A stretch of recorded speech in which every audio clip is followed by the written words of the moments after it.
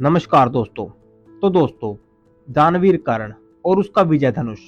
विजय धनुष इतना शक्तिशाली था कि भगवान शिव का पशुपतास्त्र भी उसकी प्रत्यंचा नहीं काट सकता था।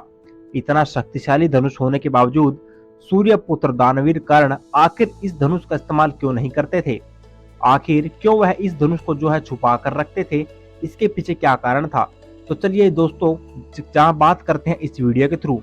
दोस्तों, जब जब महाभारत की बात होती है तब तब सूर्यपुत्र कर्ण और अर्जुन के युद्ध की बात की जाती है। और कर्ण के पास परशुराम द्वारा दिया गया विजय धनुष था, तो वही अर्जुन के पास मायासुर या अग्निदेव द्वारा दिया गया गांडीव। दोनों के ही तरकश में सभी प्रकार के दिव्यास्त्र थे, लेकिन कहते हैं कि कर्ण का विजय धनुष अर्जुन के गांडीव से कहीं ज्यादा बेहतर और शक्तिशाली था। जब सूर्यपुत्र कर्ण का विजय धनुष इतना शक्तिशाली था, तो आखिर वह इस विजय धनुष का इस्तेमाल क्यों नहीं करते थे और दूसरों से छुपाकर क्यों रखते थे? कहते हैं कर्ण के विजय धनुष में ऐसी खूबियां थी जो अर्जुन के गांडीव धनुष में नहीं थी। विजय धनुष एक ऐसा धनुष था जो किसी भी प्रकार के अस्त्र शस्त्र से खंडित नहीं हो सकता था और इससे तीर छूटते ही भयानक ध्वनि उत्पन्न करते थे। कहते हैं कि इस कारण विजय धनुष मंत्रों से इस प्रकार अभिमंत्रित था कि वह जिस योद्धा के हाथ में होता, उस योद्धा के चारों तरफ एक ऐसा अभेद घेरा बन जाता जिसे भगवान शिव का पशुपति अस्त्र भी नहीं भेद सकता था। विजय धनुष की तरकश में कोई अस्त्र शस्त्र या दिव्यास्त्र जो नहीं काट सकता था। कहते हैं इस धनुष का निर्माण विश्वकर्मा जी ने ताड़कासुर राक्षस के 3 पुत्रों की नगरी यानी त्रिपुरा का विनाश करने के लिए किया था। इसी धनुष से भगवान शिव ने अपना पशुपतास्त्र चलाकर तीनों नगरियों को एक साथ ध्वंस कर किया था। इन तीनों असुरों की नगरी के विनाश के बाद भगवान शिव ने इस विजय धनुष को देवराज इंद्र को दिया।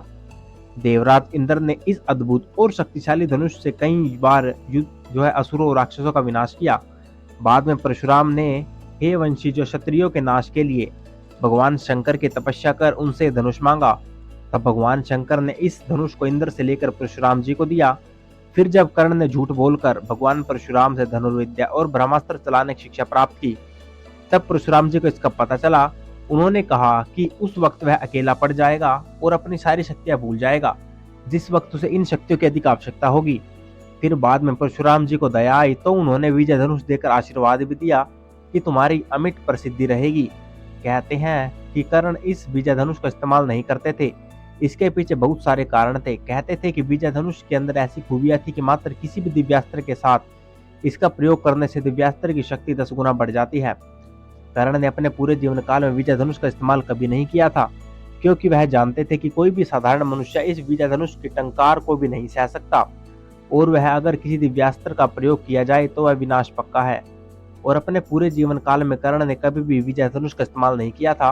उन्होंने विजय धनुष का हमेशा छुपा कर रखा था।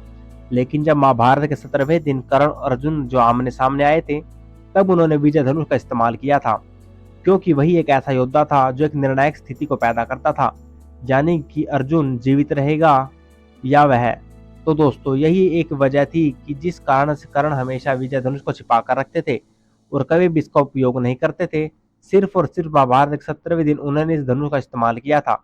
और ऐसे में आपकी राय क्या है? क्या आपने पूरे जीवन काल में कर्ण और इस विजय धनुष का इस्तेमाल करना चाहिए था या नहीं? आप लोग कमेंट करके जरूर बताएं।